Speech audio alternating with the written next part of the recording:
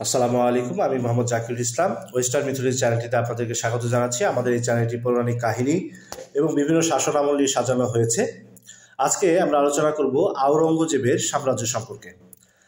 আওরঙ্গজেব একে একে তার দারাশিক এবং অন্যান্য ভাইদের হত্যা করে এবং বৃদ্ধ পিতা শাহজাহানকে বন্দী করে ১৬৫৮ খ্রিস্টাব্দে দিল্লির সিংহাসন আরোহণ করেন। সুজা আরাকান অঞ্চলে আশ্রয় গ্রহণ করেছিলেন এবং সেখানে তার মৃত্যু হয়। আওরঙ্গজেবের আনুষ্ঠানিক রাজ্যাভিষেক হয় ১৬৫৯ খ্রিস্টাব্দে। তিনি নিজে আলমগীর অর্থাৎ পৃথিবী বিজয়ী বীর উপাধি গ্রহণ করেন। আকবর মোগল সাম্রাজ্যের যে দৃঢ় ভিত্তি স্থাপন করেন। আওরঙ্গজেবের রাজত্বকালে তার চরম বিস্তৃতি ঘটে।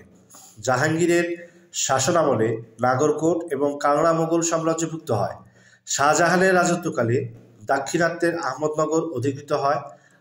আওরঙ্গজেবের শাসনকালে ১৬৬২ খ্রিস্টাব্দে কুচবিহার এবং ১৬৬৬ খ্রিস্টাব্দে চট্টগ্রাম মোগল সাম্রাজ্যভুক্ত হয়। নবাব আবদুল্লাহ কুতুব শাহ এর আমলে গোলকুন্ডা আওরঙ্গজেবের কর্তৃক অধিকৃত হয়। আওরঙ্গজেবের দাক্ষিণাত্যের বিজাপুর ১৬৮৬ খ্রিস্টাব্দে বিজাপুর নামক মুসলমান রাজ্যটি জয় করেন।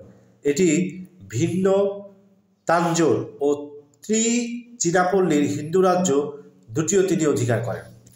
এভাবে পূর্ব প্রান্তে আসাম ও দাক্ষিণাত্যের শেষ প্রান্ত মাদুরার নিকটস্থ ক্ষুদ্র ভূখণ্ড ব্যতীত আসমুদ্র হিমাচল আওরঙ্গজেবের সাম্রাজ্যভুক্ত হয়। আওরঙ্গজেবের শাসনকালে মোগল সাম্রাজ্যের চরম বিস্তৃতি ঘটেছিল, আবার তার জীবদ্দশায় এর পতন আরম্ভ হয়। আওরঙ্গজেবের হিন্দু বিদ্বেষী নীতির ফলে দেশের নানা দিকে বিদ্রোহ দেখা দেয়। জাট, বুলেন্দা, সতনামী, রাজপুত এবং শিখদের বিদ্রোহ এবং মারাঠা জাতির বিরোধিতা আওরঙ্গজেবের পক্ষেও সম্পূর্ণরূপে প্রতিহত করা সম্ভব হয়নি। আওরঙ্গজেবের ধর্মান্ধতার ফলে পাঞ্জাবের শিখরা বিদ্রোহী হয়ে ওঠে। গুরু গোবিন্দ সিং এর নেতৃত্বে দণ্ডায়মান শিখ জাতিকে আওরঙ্গজেবের আমলে দমন করতে পারেনি। অপরদিকে ছত্রপতি শিবাজির নেতৃত্বে মারাঠা জাতি প্রবল বিদ্রোহী হয়ে উঠেছিল। মারাঠা বীর শিবাজি ও রাজপুত বীর দুর্গাদাস রাঠোর তাকে বিপর্যস্ত করে তোলেন। আওরঙ্গজেব প্রেরিত শায়েস্তা খাঁ শিবাজির কৌশলের নিকট পরাজিত হন। আওরঙ্গজেব মুঘল সাম্রাজ্যের ভূসীমা দাক্ষিণাত্যের বহুদূর পর্যন্ত বিস্তৃত করতে সক্ষম হয়েছিলেন।